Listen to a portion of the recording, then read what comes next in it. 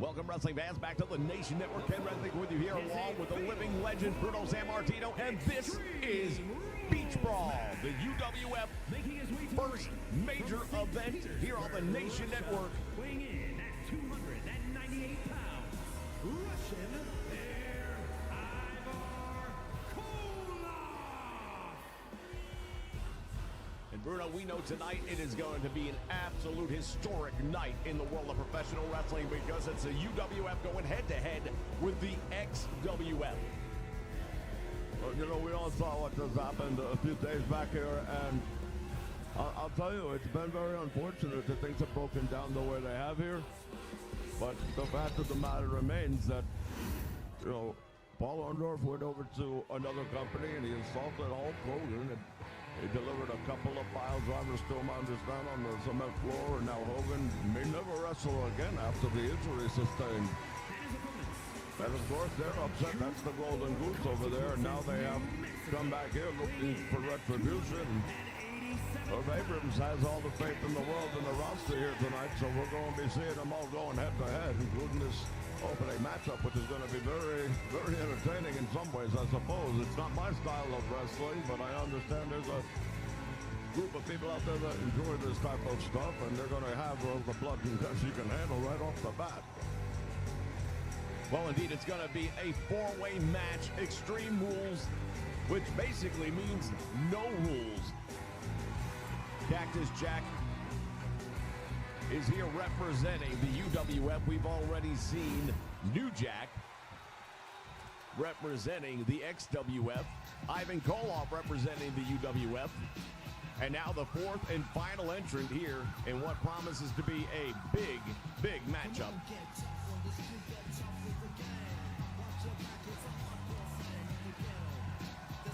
This is that New Jack guy right here, isn't it? I believe it is, yes, indeed. Ladies and gentlemen, coming here from the coast of Florida here, Daytona Beach. And Beach Brawl going to live up to the hype. We'll find out. I don't see any way I couldn't. I just don't imagine any possibility.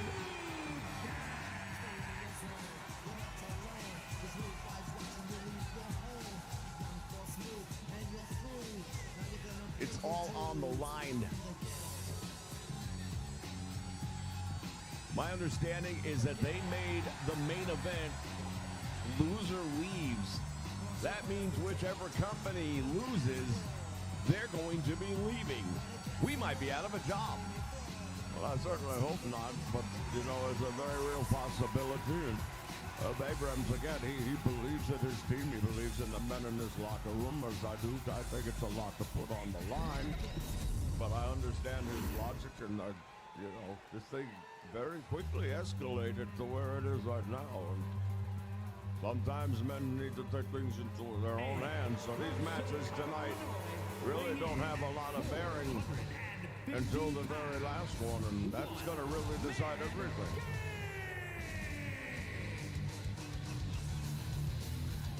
Here we see the one-man gang representing us here, the UWF. And to the point that Bruno just made, none of the outcomes of these matches really matter at the end of the day, except when we get to that big War Games match.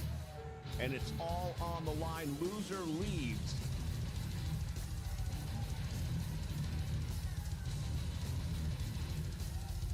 You know, I understand, again, that there's a lot of bad blood right now between both of these companies, and there's retribution to be had, and what Orndorff did was, you know, uncalled for, unsportsmanlike, and I just wish they could have found a better way to handle the situation. Well, it's better said and left in the ring in many cases, and that's what's going to happen right here. It's all on the line in this opening match. Everything is legal. We saw Ivan Koloff going for the bear hug early on, but I knew there's no way he's going to pull that out. Not this quickly. Well, you know what's going to be interesting here as well is that you look at this like New Jack and Cactus Jack here. These are two guys that used to wrestle for the same company at one point in time, and now they're representing different companies with different missions and essentially in their own way kind of fighting for their lives. And now the double team taking place right there. Ivan Koloff actually working against his own interests in some ways, but again, these matches don't have an outcome in the overall scheme of things. And again, going for the bear hug, this time right in the middle of the ring. This time he might have done enough damage. Clothesline by the one-man gang. You know, and we say that this match right here and the other matches coming up really don't have an outcome on Facebook. For these guys, it's all about the pride. It is representing not just themselves, but the company that's been paying them. As you see, look at this. He's got a baseball bat in there with barbed wire wrapped around it. What the heck kind of stuff is this?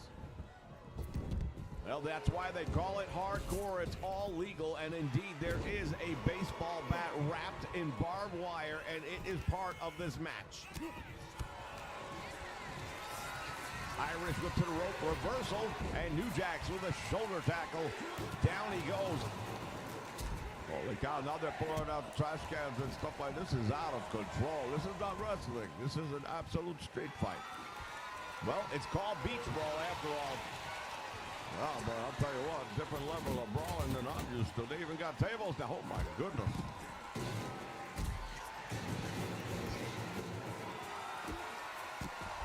Cameraman's going to have a tough time keeping up with all of this, I can tell you right now. Cactus Jack was trying to get a submission from New Jack here on the floor. I don't believe that'll work. You have to be inside the ring in order to score the victory. Well, apparently not. The referee is out there on the floor, and he just gave a 1 count. Well, then I may stand corrected. Look at this. Koloff running into the referee. Oh, and he just got sent crashing into the ring post. Ivan Koloff is a tough guy. I know him very well personally. Not going to claim to be friends, but I've been in the ring with him, and I can tell you right now, he can handle a whole lot of punishment. Whatever you can dish out, he can handle. And here comes Cactus Jack, and he's got that barbed wire bat, and he just nailed Ivan Koloff with it. Well, apparently you can get pins or submissions anywhere in and around the arena. This is going to be very interesting. It's going to be tough for the referee as well. There could be 2 pinfalls taking place on opposite sides. So how's he going to cover both of them? My goodness, he's got a stop sign out there. New Jack. Pile drives the one-man gang on the floor. Goes for the cover. Will that be enough to get the win?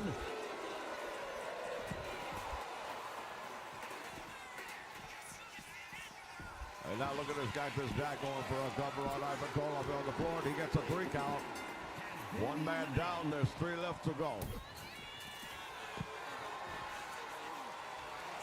There are no friends. There will not be any saves. And there's a 3 count eliminating one-man gang, and now it's down to the 2 ECW alumni. Man, that baseball bat, that anywhere else other than professional wrestling, he'd be in prison for a long, long time. New Jack getting back up to his feet. Driven into the steps by Cactus Jack.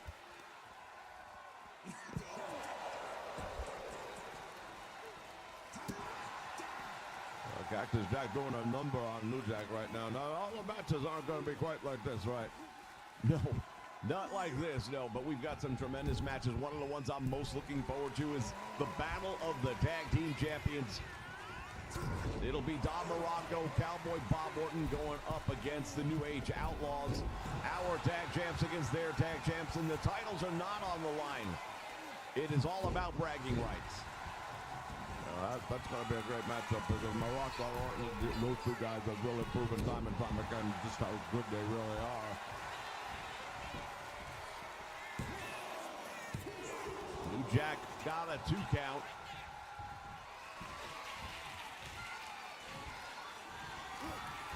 Going for the pile driver on Cactus Jack and delivers. Yeah, well, we all know we're all here because of a pile driver, so that would be fitting. New Jack is the lone survivor.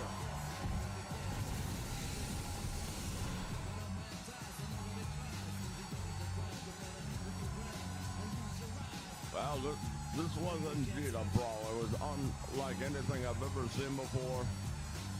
And what these teams actually brought out here was just amazing. These guys, they've really put everything on the line, and can't imagine they're not going to be feeling this for weeks to come.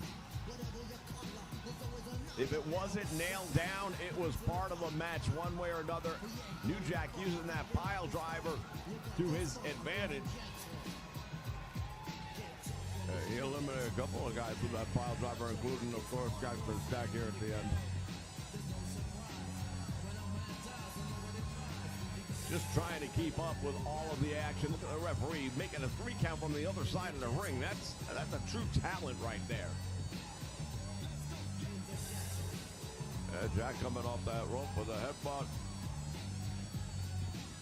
Almost blew him away right there, but we all know this is what it was right here. This should be the pile driver. Yeah, he had him up and dropping him straight down on the top of his head. You're not getting up from that. Again, we heard recently from Teddy Long about the medical condition of Hulk Hogan as a result of a pile driver on the floor. New Jack victorious fans. We'll be back in just a moment. First, we'd like to say thank you to some of the recent additions here to the nation.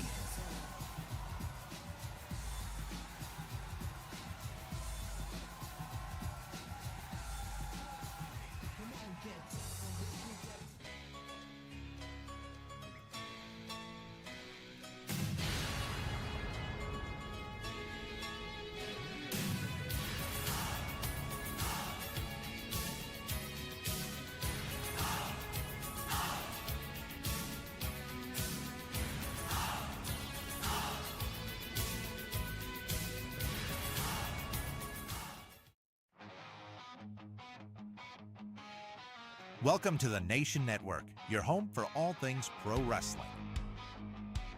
From classic video games to the latest releases, we dive deep into wrestling past and present. Step into the ring with Legends Mania, where dream matches come alive as legends clash with today's top stars. Join the conversation on Wrestle Chat, our podcast breaking down the biggest stories and hottest events in wrestling today. Leave an island unto my own. And don't miss the voice of Ultra Pro Wrestling, Vince McShane, right here on the Nation Network. This is the place where wrestling lives, breathes, and never sleeps. Hit subscribe and let's run wild together.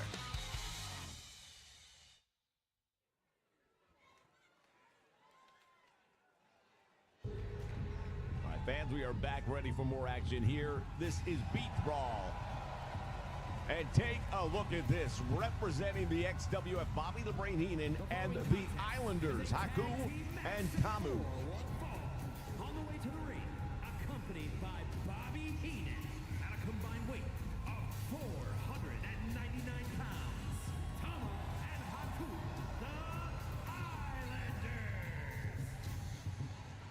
You know, these Islanders, I'm very familiar with them over the years. I've definitely covered some of their matches, and they're tremendously talented men. They're very physical. They're very high flying. They have that Polynesian wrestling background, and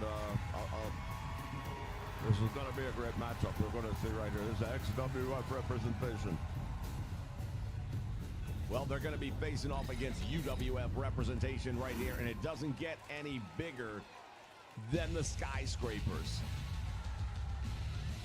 Yeah, I'll tell you, Spivey and Vicious, these two guys are just forces to be reckoned with, no two ways about it.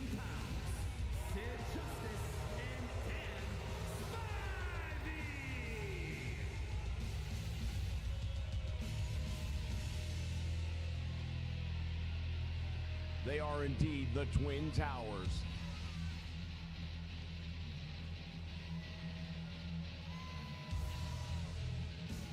Skyscrapers entering the ring, and I'm amazed they didn't go over the top rope.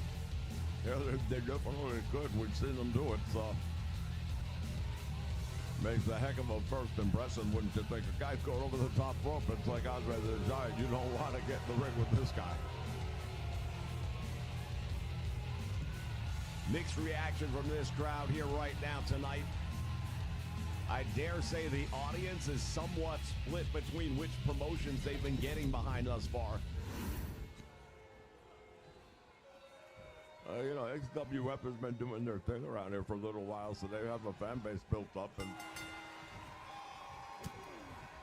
UWF is a lot more recent, a lot newer to the game around these parts here, so it stands to reason that there are going to be people who are fans of, you know, Sid and Spivey, and that there'll be people who are fans of these Islander guys. Tamu early on getting the advantage on Sid, and had him on the ground early on as well, which is not an easy thing to do with Sid Vicious. No, and I'll tell you something else. If you get him on the ground, you better keep him down there, because that's the place where he's going to do the least amount of damage to you. Man standing almost 7 feet tall, almost 300 pounds, and he's nothing but muscle. He is jacked. This guy is really put together. Look at him.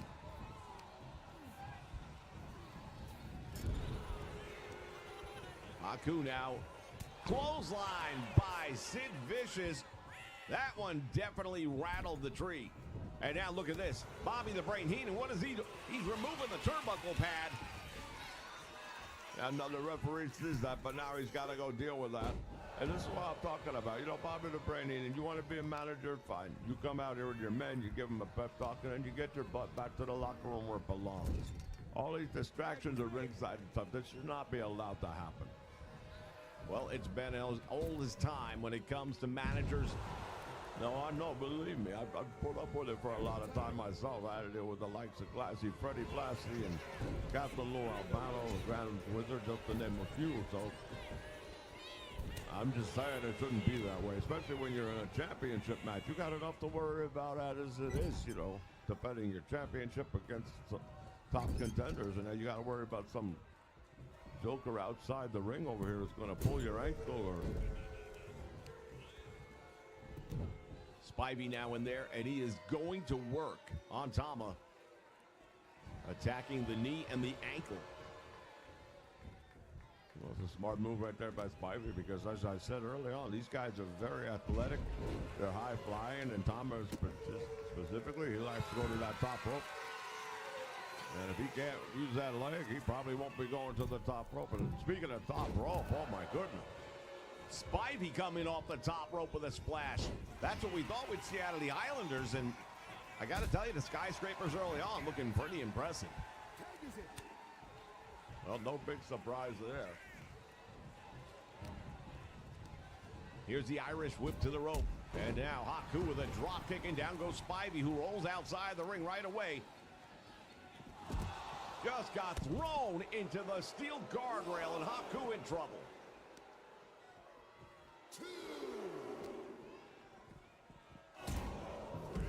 Oh man, he just drove them into those steel ring steps. That is definitely going to do some damage.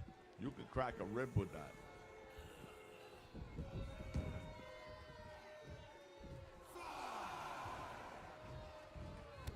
Big clothesline right there, and Haku taking Spivey down. Spivey makes a tag. That was a very smart move right there by Spivey to make that tag, and Haku realized that he was making the mistake, tried to come back and catch him, but he couldn't get him in time, and that's what happens sometimes. Talk about it all the time when it comes to tag team wrestling, and we've got some tag team matches for you here tonight. The teams that are going to win are the ones that keep the fresh man in the most. Much like we saw recently with Cowboy Bob Orton and Don Morocco when they successfully defended those tag team titles against Wet and Wild. And now the exposed ring, and Sid just hit it. Yeah, Bobby the Brain Heenan one more time getting involved in the match. Referee does not realize it even yet, I don't think. And now Haku from the top rope. Oh, he comes up short. And now he's going to deal with the full wrath of Sid Vicious and Dan Spivey both. There's another tag by the Skyscrapers.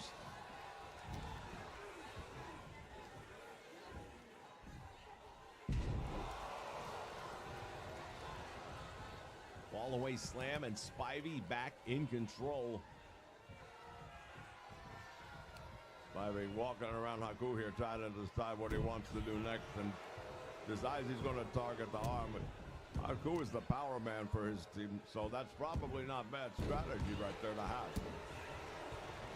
Haku indeed is the strength, although he also is very mobile in the ring for a guy his size and his stature. He's a much bigger person you would think right now because you're standing next to people like Spivey and Sid, which are just so tall. Very few people will reach their heights in the world of professional wrestling. And standing next to them makes you look pretty average, but I assure you, if you stand next to Haku, you realize there's nothing average about him.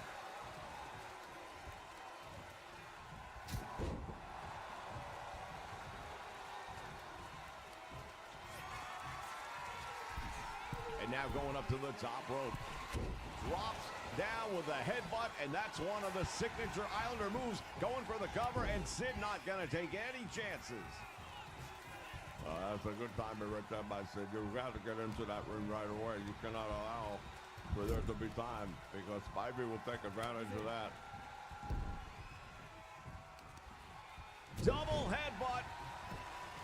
Spivey desperately needs to tag out of this match right now. He's taken an enormous amount of punishment. Yeah, the size won't matter too much longer if things keep going the way they are. The Islanders doing a tremendous job right here, double teaming again with the double headbutt.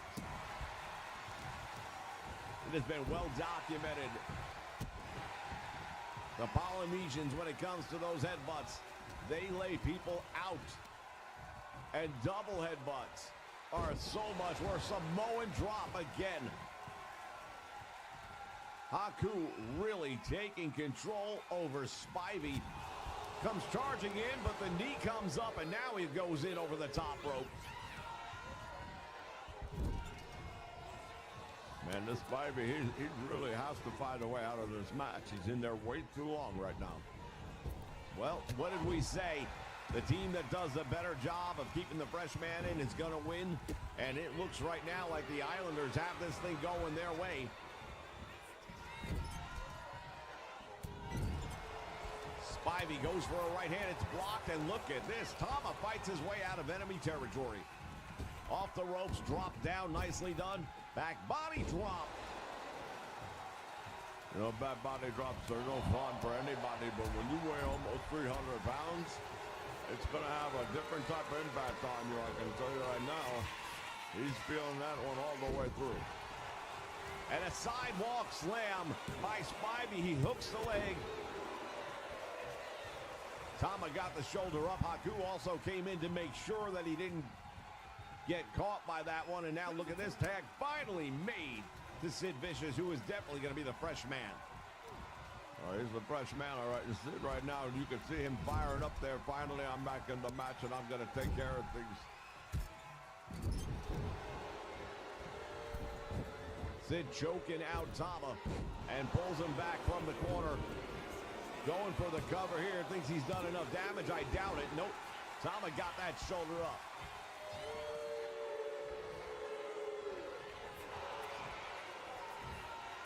And behind his back, the tag is made.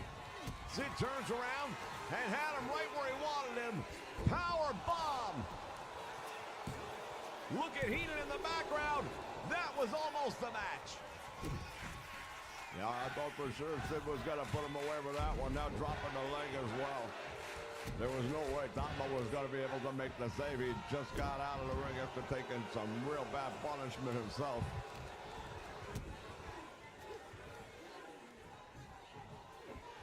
Sid has him up in that Cobra clutch and slams him down as well. Oh, and he almost pulled it out, but somehow. Haku didn't get counted out for 3, but I tell you right now, he did not kick out either. He barely rolled his shoulder over. Had him up for the backbreaker, couldn't hold on to him, and there's a shoulder block. Skyscraper's doing a good job, courtesy of Sid Vicious, of getting back into this matchup. Off the ropes, double elbows.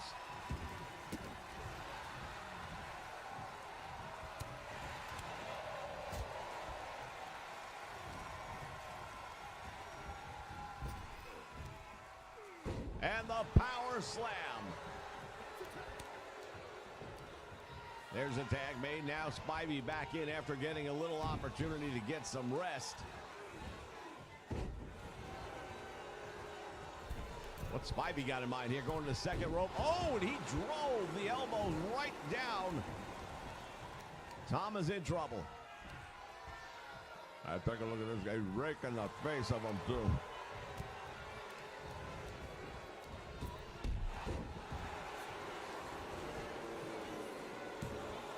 Going for the cover, got two. And Haku got there, but too late. It wouldn't have mattered. All of a sudden, everything has changed right now. And Tama and Haku, the Islanders, right now are looking like they're probably not going to make it. Look at Spivey getting into a little bit of a jaw-jacking session with Bobby the Brain Heenan on the floor. Spivey just said, you want to see what I'm going to do. Tama now with a small package roll-up. Will that be enough to pull out the win? And the headbutt. Bobby the Brain Heenan has his men prepared, and that distraction was really all the break Tama needed to get a second wind in here. And now he's trying to put this match away. Down goes Spivey. Tama going up to the top rope indeed.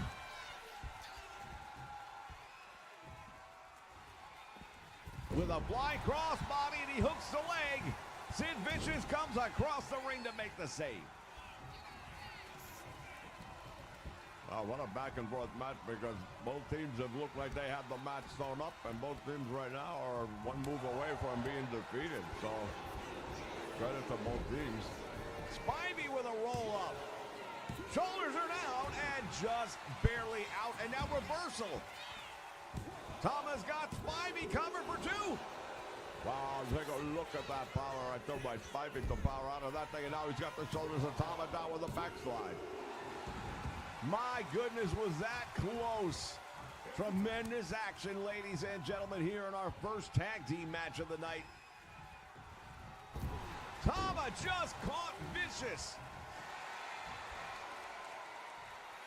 What a smart move right there, using the rope as a little bit of an ally there. Drops down with all of his weight, driving the throat of Sid Vicious across that top rope. And I don't care how big and how muscle you are, that's going to take something out of you. Tama tried to get Vicious on the way into the ring, mistimed his move. But a big headbutt sends Sid crashing down to the canvas, and now Vicious went into the corner and then decided to get, look at this, Tama comes up with a nice drop kick. Save made by Dan Spivey. This Dan Spivey, goes by the moniker of dangerous, and that's because he really lives up to it. You got a guy who's dangerous, you got a guy who's vicious. And if you're the Islanders, you better be aware of all of that. Super kick right to the jaw. That might have knocked him out. Wow, Sid Vicious managed to get a shoulder up, and I didn't think he was going to after that one. What a great move right there by the Islanders. Great double team opportunity, and they made the most of it. Knee right to the midsection, a right hand. Tremendous clothesline.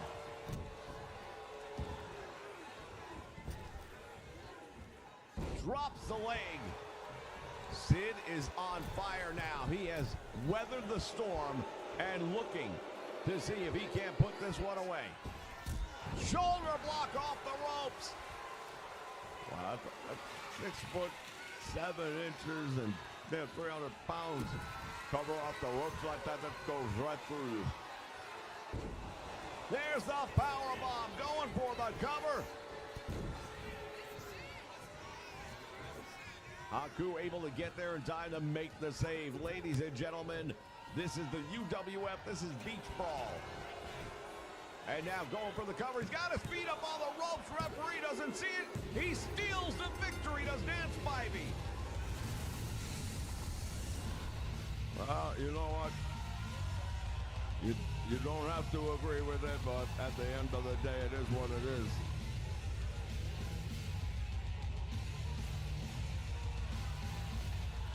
Well, I'll tell you what it is. It's a big victory is what it is. UWF getting a decisive win in this match, but what a back-and-forth battle it was. Yeah, I really enjoyed watching all of this match. These two teams really brought out the best in each other. They both really went to the mat hard, and at the end of the day, you can only have one winner.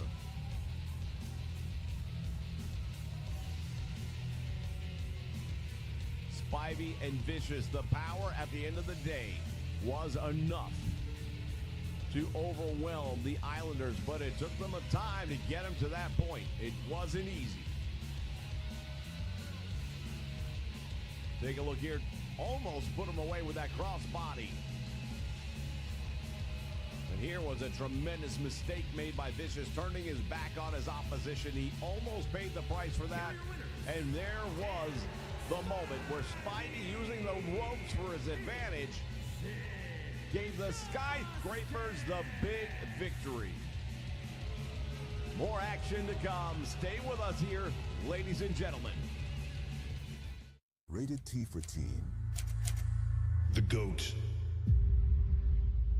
You hear it so much you forget what it means. Greatest of all time. What's your name, kid? John Cena. Games and matches morph into seasons. Seasons into years. Years into decades. But the GOAT perseveres in a style all his own. You can't see me. Every damn night.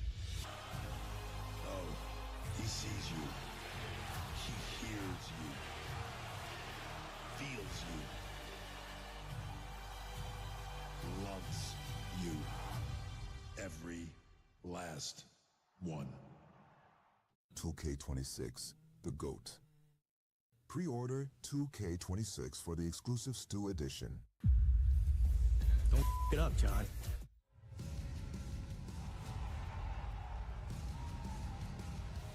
All right, fans, we are back, and this one is personal. Is a tag team match set for one fall. On the way to the ring at a combined weight of 504 pounds. And the Nasty Boys.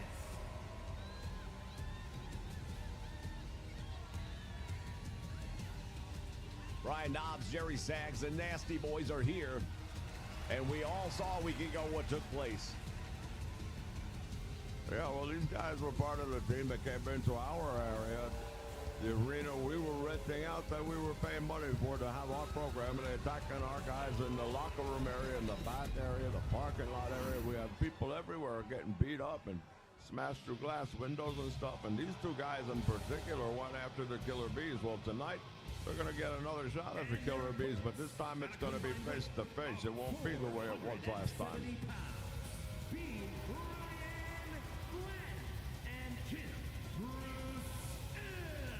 They're the former UWF Tag Team Champions.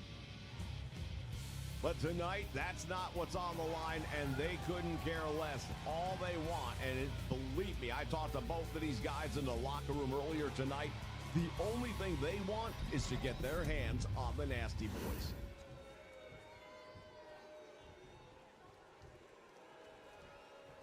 Well, they're going to have that opportunity right now. Referee calls for the bell, and this one's official. And I'll tell you, I'm looking forward to this one. These are two teams that know each other long before what happened a week ago. And they're going to get very down and dirty, I can tell you right now. It's the Nasty Boys, they always do. That's their style of wrestling to begin with. Zag starting things off against Brunzell.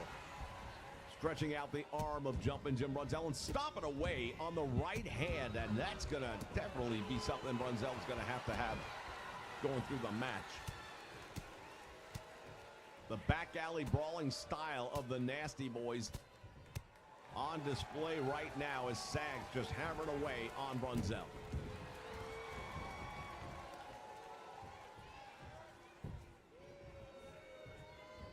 Off the ropes he comes. Oh, and it looked like a clothesline, but turned out to be more of a right hand upside the jaw. He just continues to pummel away. This really is not wrestling match right here tonight, but again, everything here is so personal tonight that I don't know if we'll ever actually see a really good wrestling match take place, because everybody here is so deeply invested in that big match at the end of the night. We know that's not going to be a wrestling match. No, the War Games never is. It is a survival test.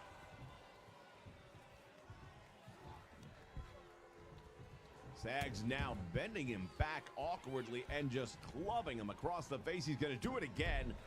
Brunzell, this looks like the parking lot all over again. Brunzell was sent through a plate glass window.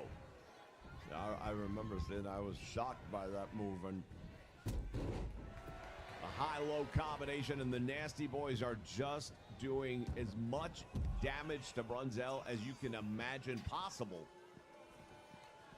And now things taking place here ringside on the floor.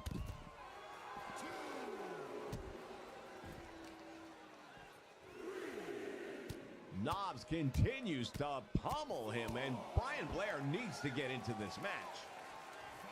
I mean, I've never seen anybody take this much punishment in a tag team match right out the beginning of the match. It's been a very one-sided battle thus far.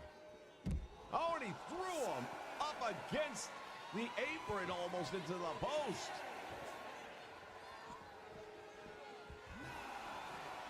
Count is up to 9, and both men just barely get back in the ring in time. Brunzell had to go over the top rope to get it done. Yeah, and then what happened? You walked right into another attack. That was very smart right there on the part of Brian Knobs, you know. He left him with 1 second, knowing he had to come in quickly, and Knobs attacking him the second he did. And now Brunzell busted open by the big elbow of Brian Knobs. But that had to be inevitable for the amount of damage he's been taking here in this one.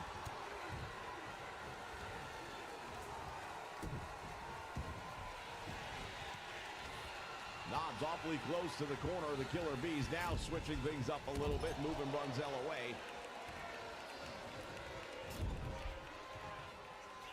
Driving him into the turnbuckle. Brunzell looks absolutely exhausted in that corner. Oh, he's got to be. I mean, this guy has literally been, you talk about these guys being New York City fighters and stuff like that. I mean, this really is a New York City beatdown right now taking place here.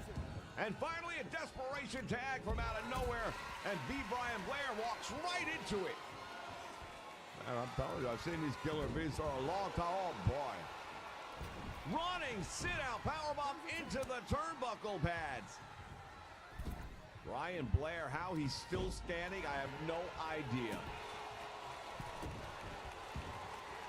Sags comes in, and I'll tell you, man, they are just beating the life out of the Killer Bees. Yeah, all of this is a carryover from what happened a week ago. I mean, only difference is they knew this time what was coming their way, and they had time to prepare for it, but it doesn't look like they prepared very well.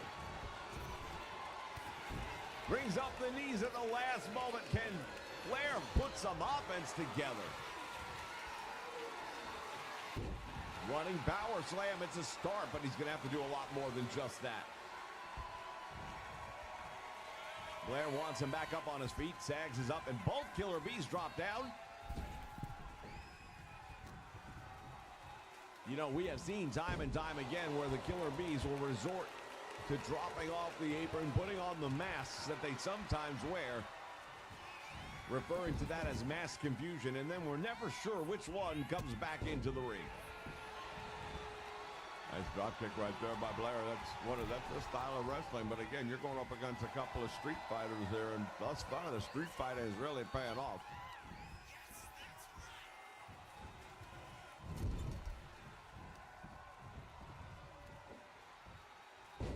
Scoop and a slam right there, and B. Brian Blair, what's he got in mind? From the top rope. And he got caught right there, and Knobs driving him down to the canvas. The problem right now, the Killer Bees there trying to fight this like it's a regular wrestling match. It's not a regular wrestling match. You're going against a couple of really hardened guys here. that like to brawl, and they are doing their job, and you're not doing yours. You have to change styles sometimes, and it might not be something they're comfortable with, that they don't want to get into this fisticuffs kind of matchup. But I'm telling you, as a guy who's been there before, you have to sometimes change your strategies if you want to still come out with the victory at the end of the day. And if they don't, they're not going to, because they've had a couple of little moments here and there, like right now, but they haven't been able to put anything really together, and they've got to get down and dirty with these guys. Just know what, you're not going to bring them up to your style. Well, that's true, 100% true. Elbow from the middle rope by Knobs. And once again, Brunzell looks like he is absolutely out of options. Went for the headbutt, and Brunzell gets out of the way, striking the mat. Sag sent to the ropes. Dropped down by Brunzell. Back body drop, and he got him with that one. Now, Brunzell, we know he's got one of the best drop kicks in the business. Yeah, I almost thought he was going to try and hit him with that thing, because that drop kick will put anybody down for a count of 3. I don't care who you are. Roll up now by B. Brian Blair. And look at the reversal, and Brunzell is right there. I'm not sure what Brunzell was doing over there. He started kicking away while this guy was getting the pinfall. I think he saw that Sags was grabbing the tights of Brunzell to go for that reversal. Those big elbows, and now Knobs thinks he's done enough damage. Let's see if he has. Well, he probably did. We'll never know, though, because Brunzell was there to make the save. And it's tag team wrestling. That's a big part of it. Well, sooner or later, that luck runs out. You've got to do something more. The Nasty Boys, they have come here today with their game plan, and they've executed it to perfection. Sags in there now, stomping away on B. Brian Blair. Has his arms stretched out again, stomping away. This time the left hand. He went after the right hand on Jumping Jim Brunzell, and now the left hand here on B. Brian Blair. Knobs is in, slamming him to the mat, and a senton splash. Blair is in trouble, far away from his tag team partner. Shoulders are down, the count of 2, and he got a shoulder up.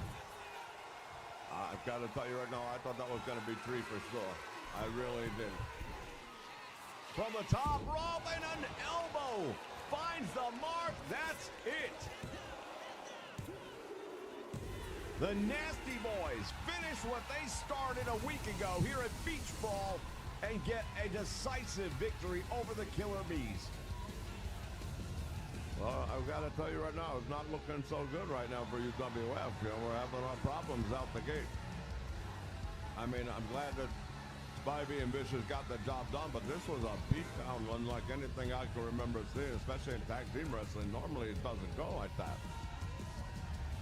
Yeah, this was an absolute New York City butt-kicking from the starting of the opening bell to the closing moments.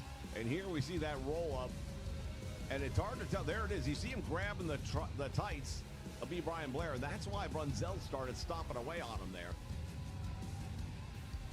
Look at this big elbow right to the back of the skull of B. Brian Blair, and that set up what would inevitably be the finish of the match. Knobs plants him in the ring, hits with the senton, and if we get a chance to see it, and maybe we will, maybe we won't, come off the top rope, and here it is. Look at that elbow just crashing down 300, near 300 pounds right across the chest, driving the elbow right into the heart of B. Brian Blair. Here are your winners, and the Nasty Boys. Well, you know what? Don't have to like them, but you have to respect them. Nasty Boys victorious here at Beach Brawl. Plenty more action still to come. Stay with us.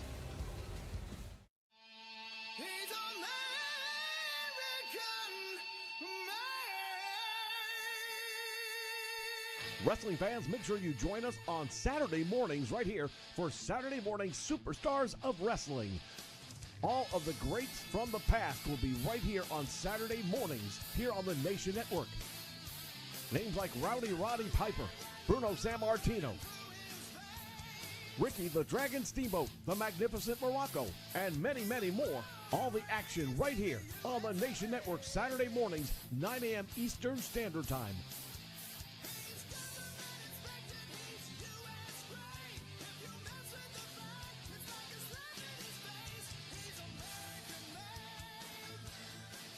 What you gonna do when the legends of wrestling run wild on you?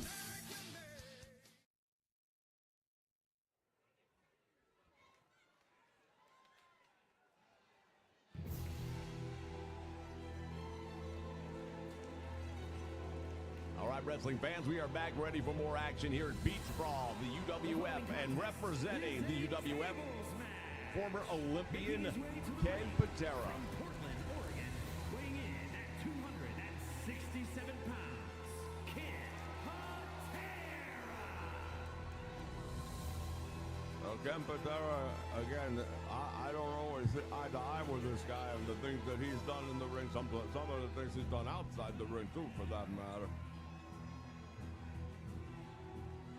But right now he's representing us here at the UWF, so I'm definitely going to have to be behind him. Well, another unusual matchup here because this will not end with a pinfall. It will not end with a submission. It will end when one of these two men puts their opponents through a table. That's simple. I know one thing for sure, Ken Patera is very capable of doing that. I don't know if he's ever been involved in a match like that in his entire career until now. I doubt it very seriously. That would have been a great question we could have asked him earlier on tonight, but I can tell you I've never seen him in one for sure. Well, based on his track record and some of the things he's done in hotel rooms, he's definitely capable of breaking furniture. There's no question about that.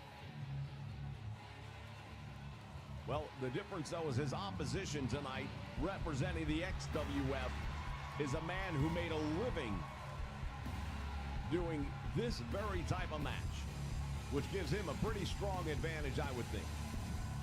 And his opponent from Philadelphia, weighing in at 240 pounds, the Sandman.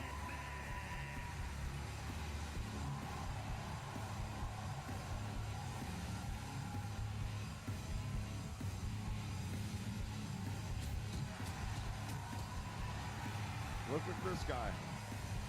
Look at this guy. Busted his own head open. What the hell is wrong with this guy? Well, it's not a first blood match, lucky for him. Otherwise, it would be over already. But having to put your opponent through a table when he's an Olympian, that might not be so easy. He's done it to a lot of people. Obviously, one of the ECW alumni. He knows everything about hardcore. He knows everything about a tables match. But he's never done it to an Olympian. Ken Patera, one of the strongest guys I've ever been in the ring with. And I'm telling you right now, if I've got to pick somebody to lift up another professional wrestler and put him through a table, I would think Ken Patera would be at the top of the list of people I would want.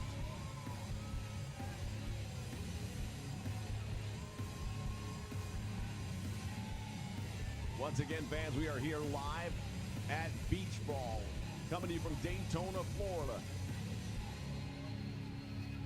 The Sandman walking around, stalking.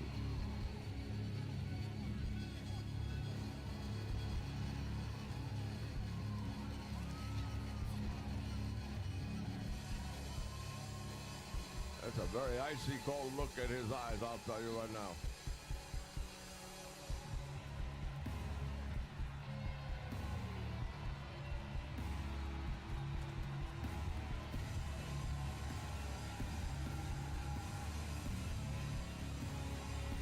You can see some of the signs in the crowd here with the ECW logos. That's a company that has created a lasting legacy in the world of professional wrestling, something we are trying to do right here in the UWF.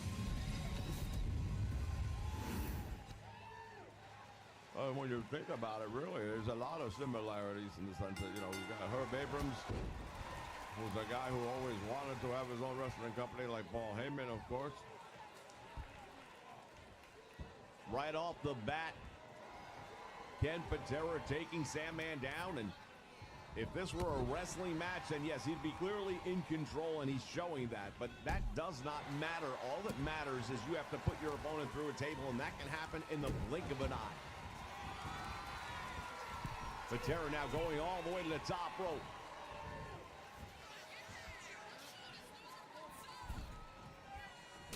Double axe handle right between the eyes, and the Sandman rolling out to the floor. Oh, Patera's got his hands on the table already. Oh, he just threw it right in his face. Oh, my goodness. Patera just threw that table right into his face, and Sandman is definitely going to be having a migraine headache tonight. Those things, you know, man, I do some real damage to you, I would think. Look at Patera showing off the strength. The power lifter. Deadlifting him off the canvas. And right now, if this were a strength competition, it's not even close. But Patera still has to find a way to pick him up and put him through a table. Patera's got the table now into the ring. Now you just got to, I guess, set it up somehow and then put him through it. This is not my style of wrestling, so I'm learning as I go around here.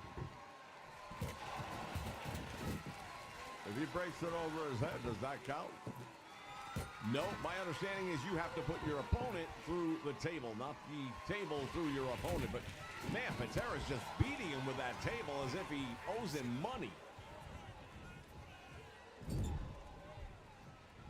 Now Sandman trying to put some sort of offense together here. He's got Patera in the corner and just shoved him head first into the turnbuckle. And now Sandman doing what he does best, just stomping away and choking him out in the corner.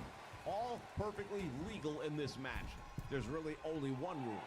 Put your opponent through a table. Everything else after that is perfectly legal. Axe handle to the head of Patera. Now look at this Sandman. Throwing the table down on the Olympian, and the table just made its way out to the floor.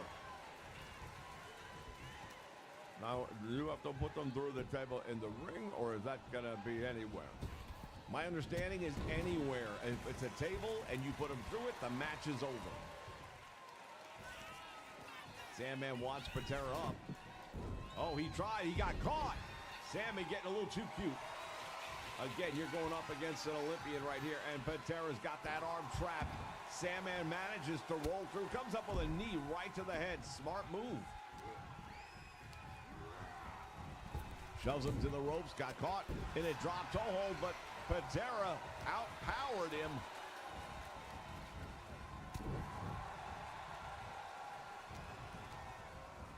Sends him to the ropes one more time, back out front with a big clothesline.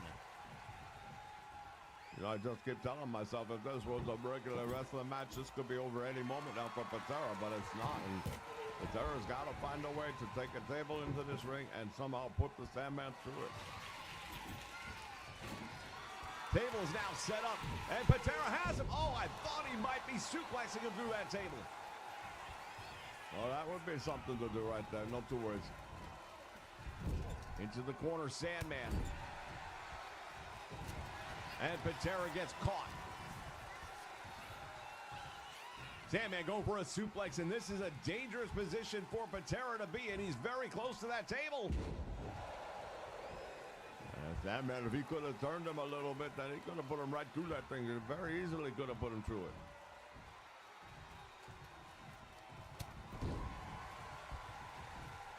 Stiff right hand. Now Sandman going all the way to the top rope. Patera down. Slowly getting back up. Clothesline off the top rope by the Sandman. Going up again. I guess if it worked once, there's a senton. Well, Sandman right now, he's in a really good position here against Patera. Has him up in the air. Wow, big pile driver there by the Sandman. That was a tremendous move right there by Sandman. That just changed the complexion of the match, I believe. Patera's in a bad spot right now up against that table. Sandman has him up in the air, and Patera is put through the table by the Sandman. Well, you know what? This is exactly what I said at the start of the match. If it was a wrestling match, I think Empatera would have had no problem winning it. But you have a match with these extreme rules, and that's something that plays into the hands of the Sandman here tonight. And that's another big win for the XWF. Man, I thought right there Patera was going to suplex him through that table. He had the chance to get it done. Couldn't pull the trigger. You know, that's what it's all about in a match like this. You have to take that opportunity. And Sandman did the very first chance he got. What did he do?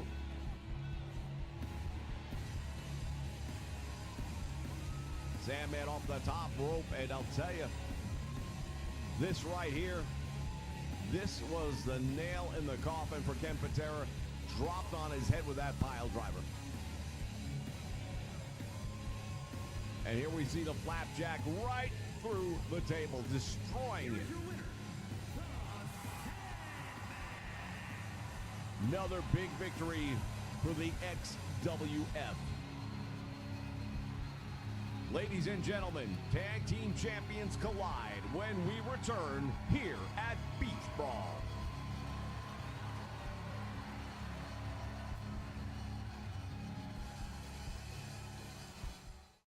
Hi, it's me, Antonio Banderas. When I use my Bosch fridge, it makes me feel different.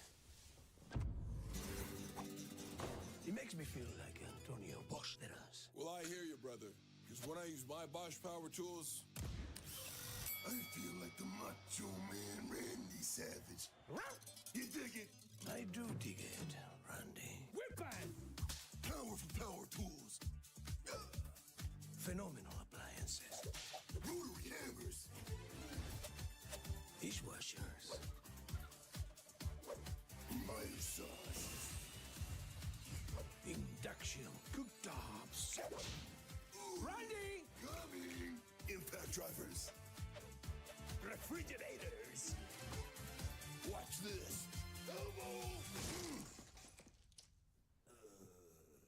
The more you Bosch, the more you feel like a Bosch.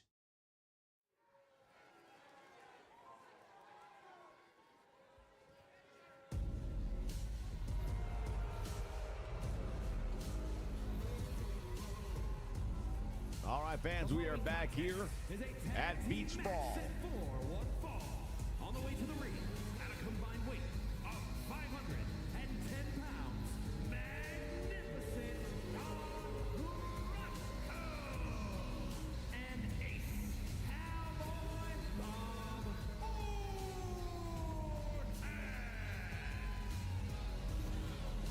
The Ace Cowboy Bob Orton, the Magnificent One Don Morocco. They are the reigning UWF Tag Team Champions, recently defending those titles successfully against Wet and Wild. Tonight, titles aren't on the line, bragging rights are, and boy, oh boy, do we need something going into War Games.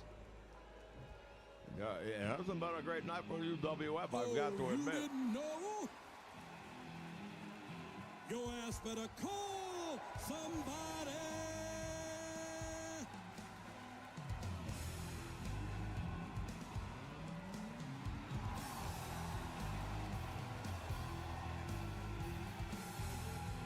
You damn right.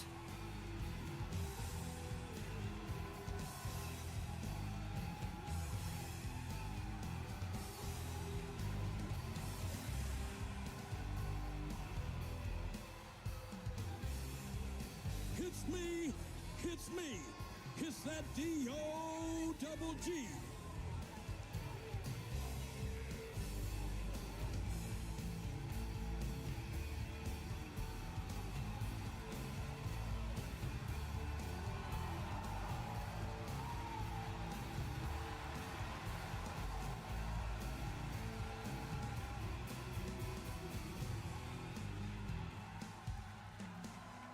Cut the music.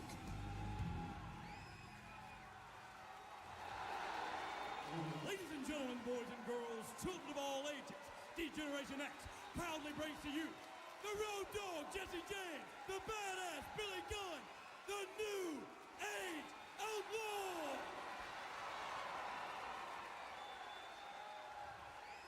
And of course, if you're not down with that, we got two words for you.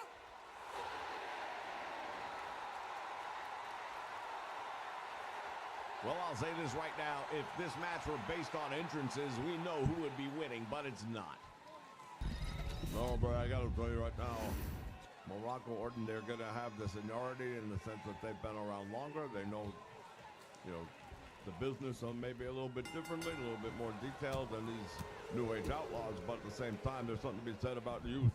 And I think they're going to have a tremendous advantage in that category right there.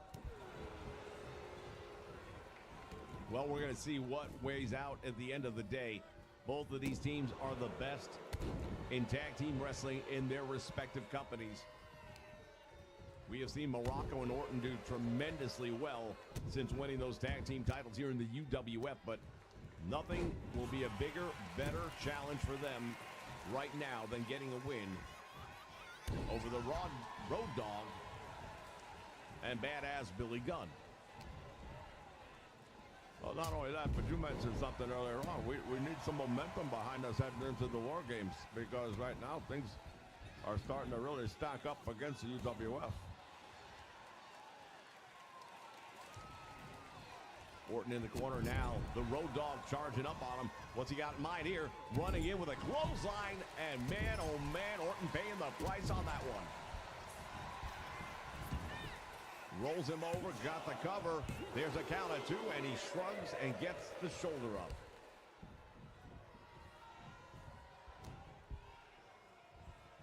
There's a big right hand, and down he goes. Tag is made in the corner.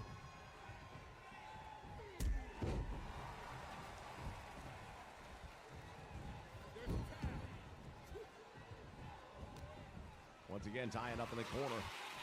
Look at this, press overhead and slam down to the mat.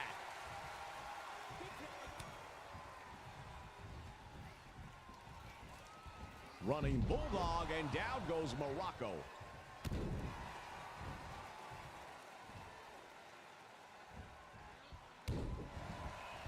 Big shoulder, or I should say elbow drop by the Road Dogg. And Morocco now sent into the corner, and the New Age Outlaws starting to look pretty good in this match, and we don't want is a repeat of what we saw with the Killer Bees earlier on. No, we can't afford that. Like I said, we're heading into the big War Games match right now, and thus far, things really not going well for the UWF. Badass Billy Gunn charging into the corner, and Morocco. When was the last time you saw Morocco in this position? Looking disheveled, looking beaten up. Off the top rope, and Badass Billy Gunn dropping that elbow right on the target. Got a 2 count, it almost ended the match. Wow, I'll tell you, Morocco, and I've known him for a long, long time. That is the earliest I've ever seen him almost losing the match. Morocco now trying to fight his way out of the DX corner here. These New Age Outlaws, and he leaves Billy Gunn down, comes over, makes the tag to Cowboy Bob Orton, and that's exactly what he needed to do in that moment. He needed to do it probably a few moments earlier, but better late than never. And now Bob Orton, well rested, gets in there, driving a knee right to the midsection on Billy Gunn. But this guy, look at him, he's chiseled, this guy. He is really put together, so a move like that won't have the same effect on him that it would have on somebody like Orton or Morocco. And no insult to them, but they don't look quite the same, right? And now Orton taking advantage of that 5 count. Referee Charles Robinson watching, and you know he's counting to 5, waiting on Orton to break that hold or risk disqualification, and that would do these guys no good whatsoever. Titles are not on the line here tonight, but that doesn't matter. Power slam perfectly executed right there by Badass Billy Gunn, and now it's Orton in trouble. Into the corner, and he's in the wrong part of town. Billy Gunn climbing the ropes and unloading on Orton with a series of right hands to the head. He's going to bust him open if he keeps on doing this. Oh, and you called it. Indeed, just over the left eye, and the blood is streaming down the face of Cowboy Bob Orton now. Yeah, see, here's the problem. This is where the referee has to start taking a look to make sure that cut is not going to impede the vision. Because because that could definitely cause a lot further damage, and it would be terrible to see this match end based off of that. And the pile driver to Billy Gunn here in the corner leaves him laying in front of his teammate. Tag made to Morocco, but I've got to tell you right now, the UWF, we are having a tough go of things here tonight. Something's got to give. Something's got to change before the main event. Well, there's not a whole lot of time left, and it really falls on the shoulders of Morocco and Orton. And don't think they don't know that coming into this match. I mean, they're in the back watching these matches as they go through.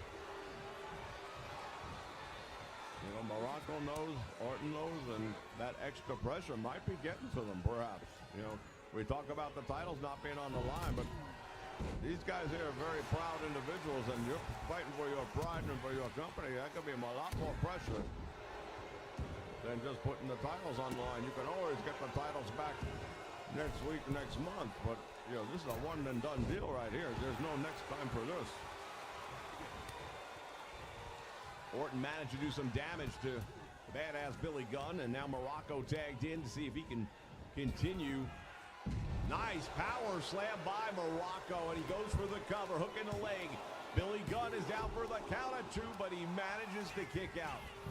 Morocco going for it again, and must have learned something from Spivey as he puts his feet up on the ropes. I don't think he learned nothing from Spivey about that. That's been in Morocco's back pocket for as long as I've known him. Morocco is definitely a guy who will go out there and he will fight with you. And he will take whatever cheap advantages he gets to get the wins. And tonight, right now, I would actually settle for it. We need a win here for the UWF. Save made as the Road Dogg comes flying in from across the ring. Robinson never even got to count one.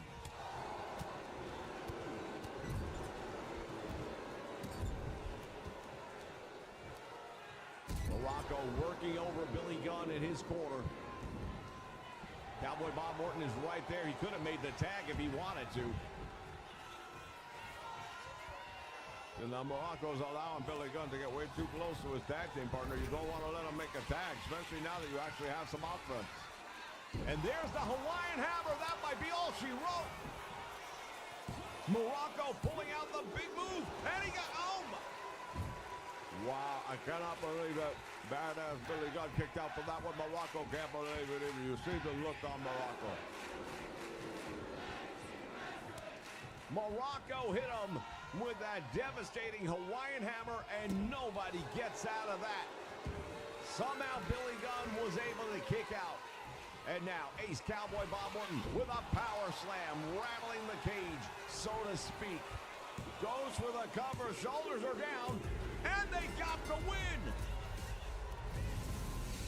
What a tremendous victory. We needed that win right here tonight, and Morocco and Orton delivered it.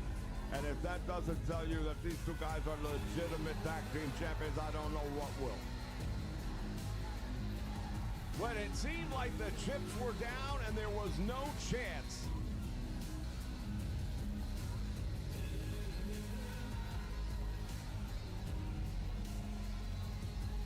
You know, looking at the replay right now, a lot of the replay is going to show that the New Age Outlaws controlled the match, and for a long time it seemed like they did and that they were going to, especially early on.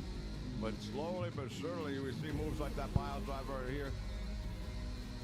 I would say that the whole thing turned around about the same time that Bob Orton got busted open.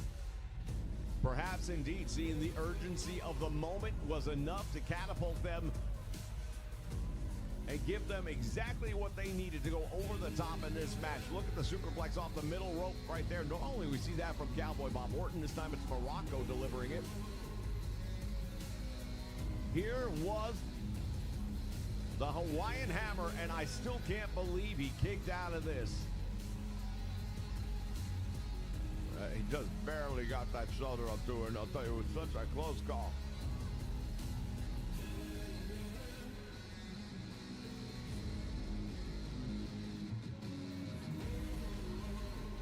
Here are your winners. Magnificent Morocco and Ace Cowboy Bob Orton. big win for the UWF as we head to the War Games. Genes are passed down from parents to offspring, often determining traits like hair color, personality, and even eye color. My genes are blue. Sydney Sweeney has great genes. Spice. Beef. Spice. Need a little excitement? Step into a Slim Jim!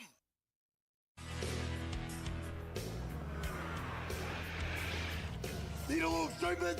Step into a Slim Jim! Oh yeah! Well, let me tell everybody something. America is back. 2024 was a great year. And in 2025, we made the decision to make America great again. And what better way? With real American beer. We're bringing America back together in 2025 with real American beer. So what you gonna do when real American beer and all my Hulkamaniacs run wild on you?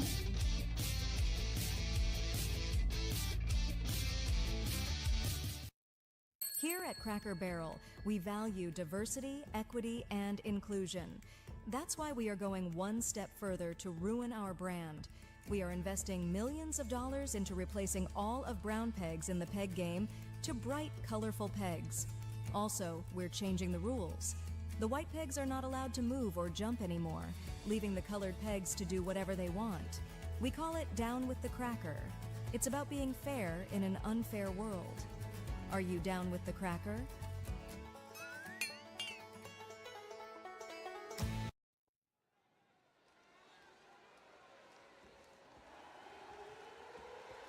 The following is a men's War Games match.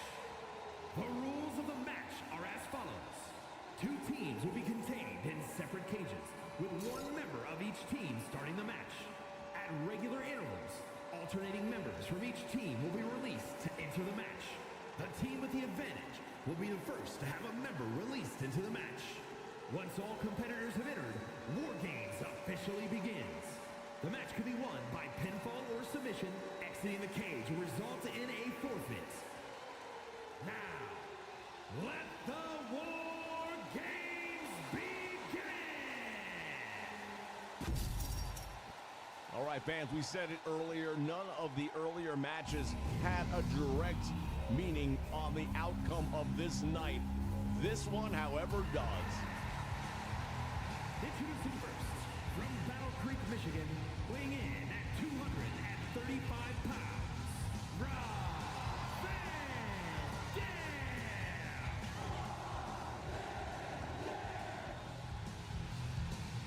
Representing the XWF, Rob Van Dam.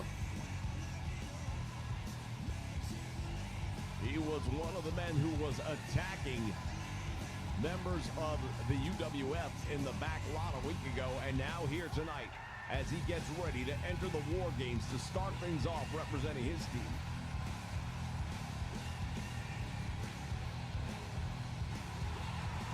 I understand that Herb Abrams made it very clear that he was going to do whatever it took to put the best team out there to represent the UWF, and I believe him when he says that. Because this is it. This is winner takes all, loser must leave, and you know, all those other matches, yeah, they didn't really have an outcome that mattered so much. And take a look at who's representing the UWF. 274 pounds, the Universal Wrestling Champion, and the Universal Wrestling Champion, Dr. Steve Williams.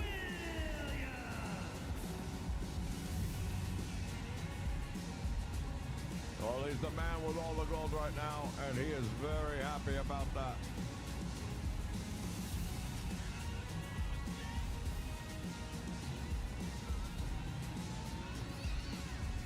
Dr. Death Steve Williams UWF heavyweight and television champion. Those titles aren't on the line. Those titles will be meaningless if they don't come out victorious here tonight. But I don't think we could have a better representative to step inside of the War Games to start us off here at the UWF than Dr. Death Steve Williams. Well, think about this also right now. You're looking at Dr. Death Steve Williams going up against Rob Van Dam inside of a cage. That by itself is a main event anywhere in the world. And that's just the start of the match. Dr. Death Steve Williams early on trying to get the power advantage over Rob Van Dam, and he's got it. Now, can he maintain it or not? We'll wait and see. Rob Van Dam is very fast, very athletic, very agile, and he's using all of that right here early on as he just catapulted himself up to the top rope and nailed a moonsault early on Dr. Death Steve Williams. Well, he's already trying to get a submission from him, but you can't do that until all 8 men are in the match. And Doc catches him with an overhead belly-to-belly suplex. What a tremendous suplex right there by Dr. Death Steve Williams. Has him up now, and Van Dam's in trouble as he heads towards the middle. Throws him. I thought he was going to throw him through that cage. Wow, he really threw him across the ring. Did you see that? Normally, anything flying that far would have a stewardess on it, you would think. And again has him up and throws him into the turnbuckles, and Rob Van Dam is being brutalized here inside of the War Games chamber. And we're about to find out who's going to have the advantage in this match. Of course. Coming down representing the XWF is Abyss. It's going to be a 2-on-1 against Dr. Death Steve Williams.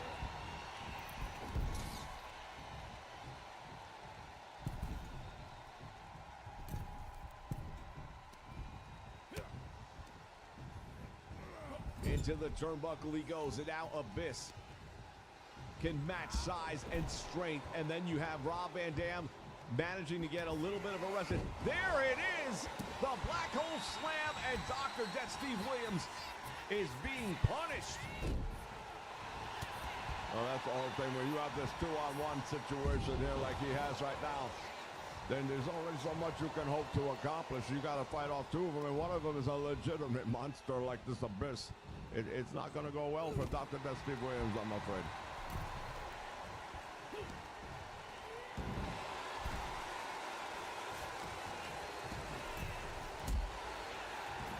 Van Dam and Abyss following Dr. Death Steve Williams back into the first ring. And for Dr. Death Steve Williams, he cannot wait for the next entrant to come down, who will be representing the UWF, to even things up and perhaps give him a chance to get back in the battle here.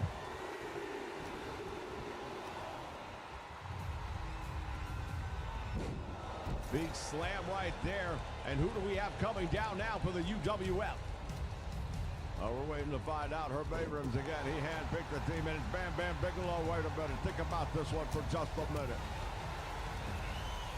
Indeed, Bam Bam Bigelow and Dr. Death Steve Williams were bitter enemies for the past 2 months.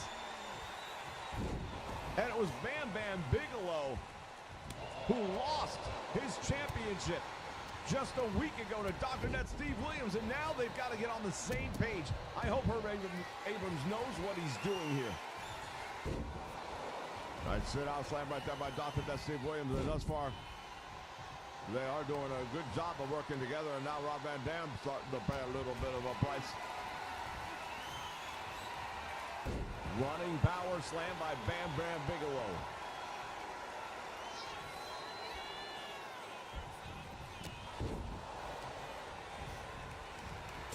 The beast from the east getting charged up, and Abyss just got driven into the steel cage by Dr. Death Steve Williams.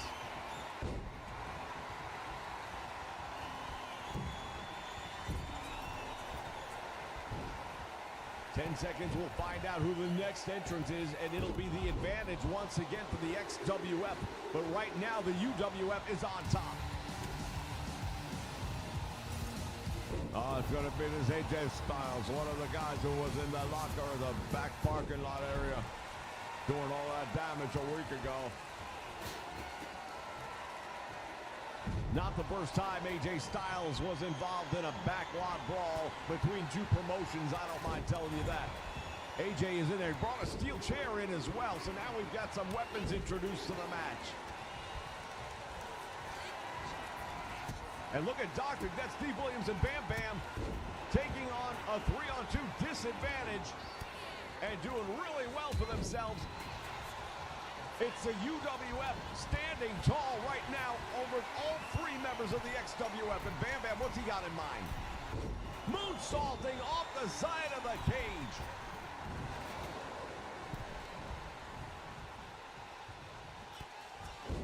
Oh, Bam Bam really driving him down with that move right there. Referred to as an electric chair drop. He had him up there, and Abyss took the plunge. Sidewalk slam. I gotta tell you, Bam Bam Bigelow, Dr. Death, Steve Williams doing a tremendous job, and AJ Styles just hit the Styles Clash on Dr. Death, Steve Williams. He was in there since the beginning. AJ Styles now with that knee planted in the back of the champion. And we're gonna get things evened up here one more time.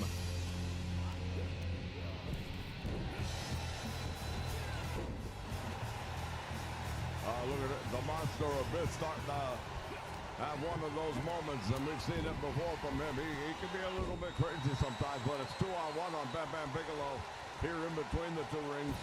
And look at AJ Styles, nice move right there by AJ. I gotta give credit for that. That was a tremendous move by AJ Styles up there. Nobody's gonna say he's not talented. Of course, everyone knows AJ Styles is one of the best.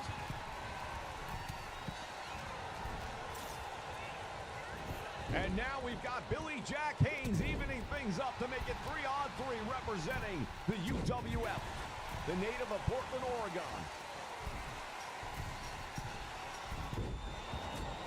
AJ Styles comes off the top rope, slamming into Dr. Death Steve Williams, and Doc has been busted open. Oh, it looks like he's all right, actually. I thought he was too.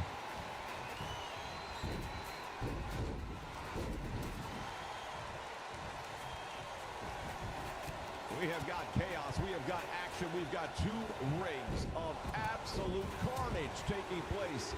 The referee, whose only job at the moment is to open the door.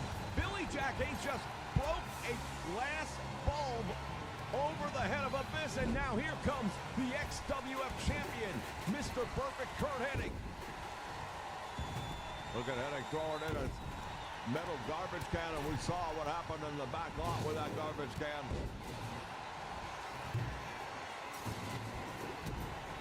Did some real damage to Wild Thing Stevie Ray. One of the reasons why Wet n Wild not competing here tonight is because of the injury sustained a week ago in that back lot attack. Well, there is one last representative to come down for the UWF. We'll find out who that is momentarily. And after that, it is game on. The War Games. Whichever team manages to get the other to surrender.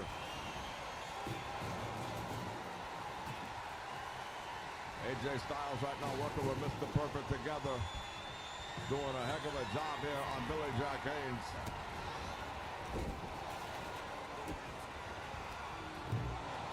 Dr. Death Steve Williams better watch himself. Fights his way out of a dangerous situation. Oh, Bish just took out one of his own men right there. I think it was accidental, but nonetheless, that's one of those things that could leave a bad taste in the mouth of your teammate there. He's got Doc up next to that table. And look at this. Puts it through it. Oh, my God, that table exploded.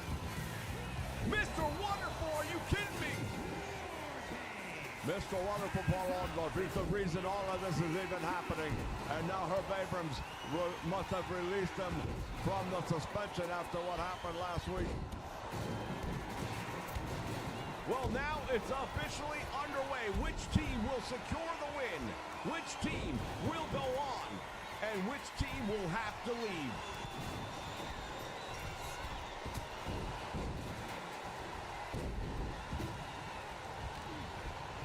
Ladies and gentlemen, this is the War Games. The UWF going up against the XWF as part of Beach Brawl.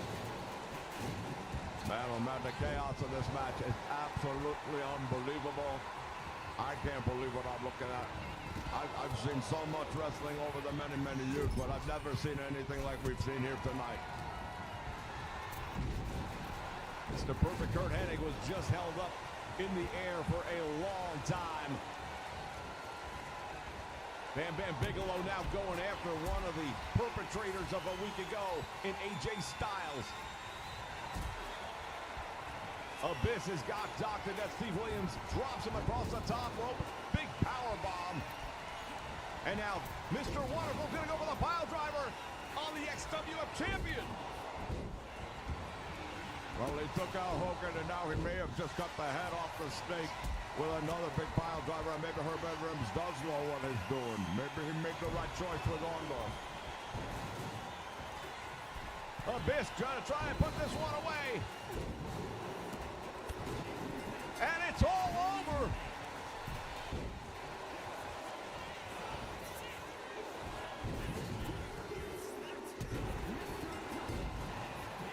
It's elimination. We have to remember that. You have to eliminate the team. Well, they're going down quickly now. Look at this.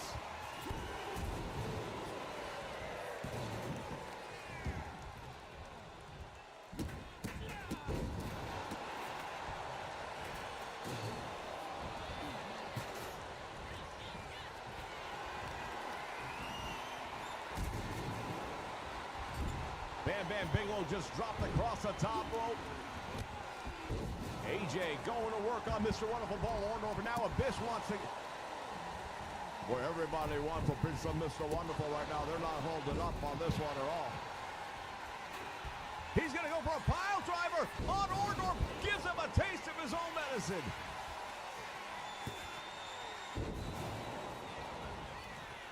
Styles clash on Bam Bam Bigelow, and now Bigelow's in a whole lot of trouble. He's able to kick out. Well, he might kick out, but the numbers are not working well for him. Abyss with a choke slam. The carnage, the chaos, it is absolutely unbelievable.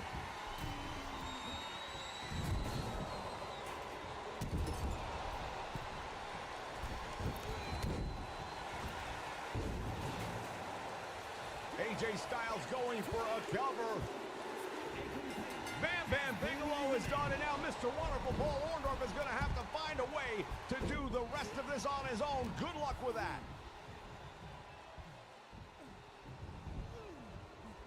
Double knocker. Oh, and AJ just come off those ropes with a tremendous maneuver right there. Black hole slam, and that might be it.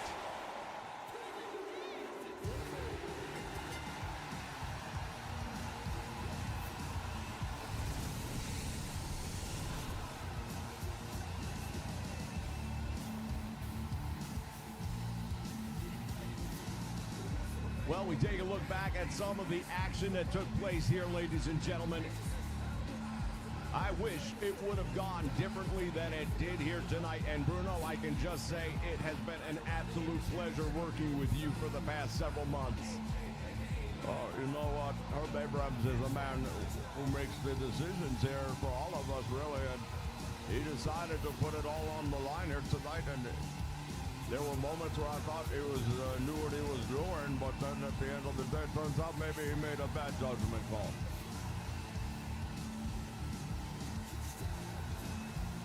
Mr. Wonderful Paul Orndorff right there, the black hole slam.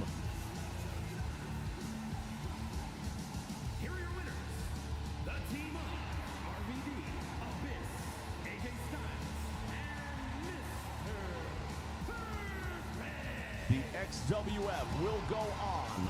And for the UWF, we bid you a fond farewell. Thank you for joining us here on the Nation Network. Ken Resnick for Bruno Sammartino saying so long from Beach Brawl.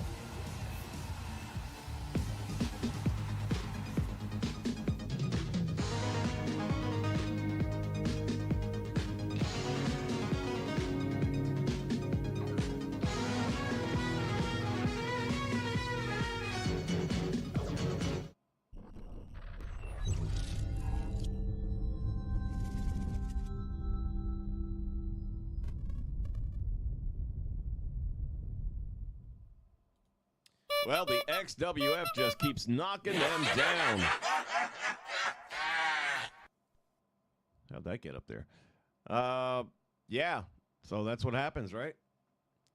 XWF is 2-0 against other promotions invading them, and that will be the wrap on the UPW, or the UWF, I should say, because I got other stuff I got to get in, and I needed the cost slots. So, yeah. That's how that one goes down. If you like the UWF, though, and if you like the program and you want to do your own UWF, I have uploaded all the cause, and you can find them by searching for the number 1 in the word nation. One nation, and you'll get all of them there. Other than that, I'll see you guys tonight. We're going to do a wrestle chat, I'm pretty sure, after Monday Night Raw, considering all that's on the line and all that's supposed to be happening tonight. So, yeah, look for you after Raw tonight for wrestle chat right here on the Nation Network. So long.